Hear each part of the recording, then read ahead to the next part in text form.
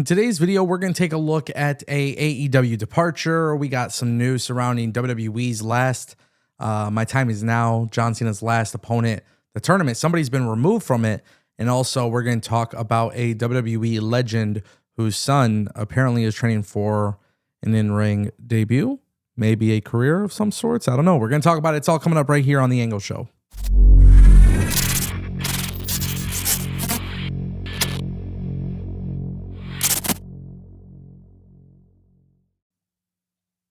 If you guys want more videos like this, don't forget to click that subscribe button, ring that bell. This way you never miss a video on the channel. I will keep you guys updated along the way every single day. I want to kick things off today with a surprising story. Nick Hogan. Yeah, Nick Hogan could be the next Hogan to step into the ring. So yeah, he shared an image and stuff of him training.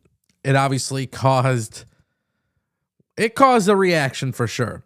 And then, it comes out basically that he would be interested in this. So this is the story. The speculation obviously became a thing once he posted the footage, the selfie of him training, right? He was training with Brian Idol, by the way, from NWA. Then he was caught by paparazzi from TMZ, and they asked him about a professional wrestling future. And his response is, you never know, man. It's in the blood, so you never know. And this was actually really crazy. He goes on, he talks about how he loved the business and being around the business makes him closer to his dad and all of these different things. And this idea of Nick Hogan training for a professional wrestling career at the age of 35, in my opinion, I just feel like this is fluff. That's what I'm calling it. I'm calling it fluff. I think Nick Hogan clearly could have been professional wrestling for a very long time if he wanted. He had the resources there. It's Hulk Hogan's son, for crying out loud. So if Nick Hogan wanted to be a wrestler, he could have done it anytime from the ages of 18 to 20-something, right? He's 35 now. Even if he were to be incredibly talented at it, even if he were to be incredibly, if he was just incredible at this, I believe it's too late of a start. And I don't think people are interested in this. And quite frankly, I don't think anybody cares about this. And quite frankly, I think Nick Hogan getting into professional wrestling, I think is just too late. He is his own person, so judge him as his own person. But when it comes to Nick Hogan, this is not something I want to see. I don't think it'll ever happen. I think this is bullshit. I think it's fluff, and it's a way to get people talking. And I think that's why he did it, right? But if he does it, good luck. That brings us to our next topic. Ladies and gentlemen, we have talks of an AEW departure. This one is Jeremy Flynn, and this comes straight from the man himself. Jeremy Flynn came out with a tweet. He says, "This is bittersweet, but this Saturday will be my last event with AEW. I have an opportunity to work for my own company and spend more time with family. AEW has been like family, and I appreciate the opportunity from Tony Khan. Wishing nothing but continued success for AEW." Now, you might be wondering, who is Jeremy Flynn?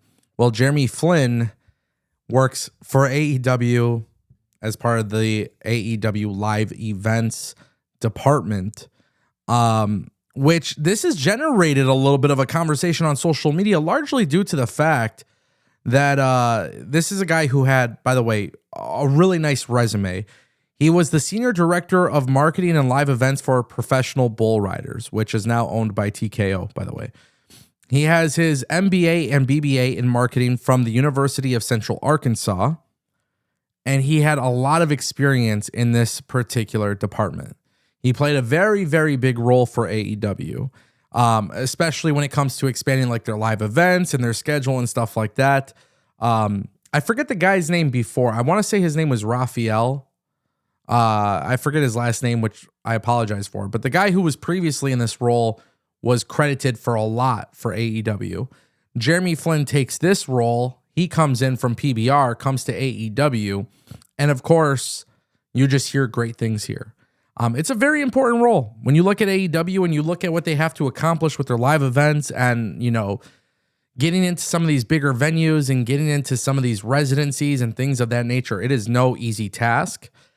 This is a guy who was able to be very good help to AEW, and he chose to go a different path. Now, It doesn't seem like there's any bad blood here. It doesn't sound like there's any drama. It doesn't sound like AEW was pushing him out or none of that. I did see a couple comments on TikTok about that, which I thought was interesting. But I think for the most part, this is just the example of somebody who comes to work, enjoys their job, and says, you know what, I'm going to go make my dream happen. And obviously, if you want to own your own company one day and you want to break free from the 9 to 5 of working for another, company, it kind of makes sense. And there's nothing wrong with that. And I don't think anybody should be shamed for it. I find it interesting seeing how like the wrestling industry is today, where things like this happen and people just write some bullshit comments about like, oh, Tony Khan's a bad boss or AEW is bad at this or whatever. But we see this from time to time where key integral people that are like truly integrated behind the scenes, they end up departing these companies, WWE and AEW and whatnot. It just happens. And I don't think it's that big of a deal. I mean, obviously for AEW, we'll see who they replace him with because it is going to be a very important task. But yeah. And that brings us to our final topic, ladies and gentlemen. Breaking news.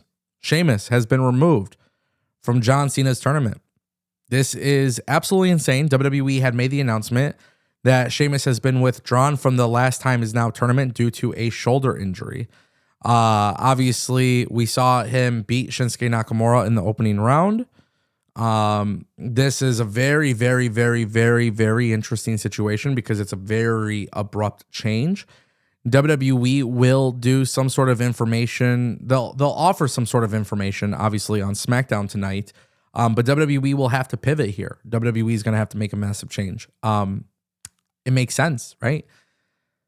I know this is probably going to be a controversial opinion to some of you, but I think with Sheamus being gone, I think you do a last like fatal 4-way or something, do a battle royal or something with all of the people who have lost in the qualifiers or whatever it may be. Anybody who had an opportunity, for example, not even qualifiers, but like in the bracket, right?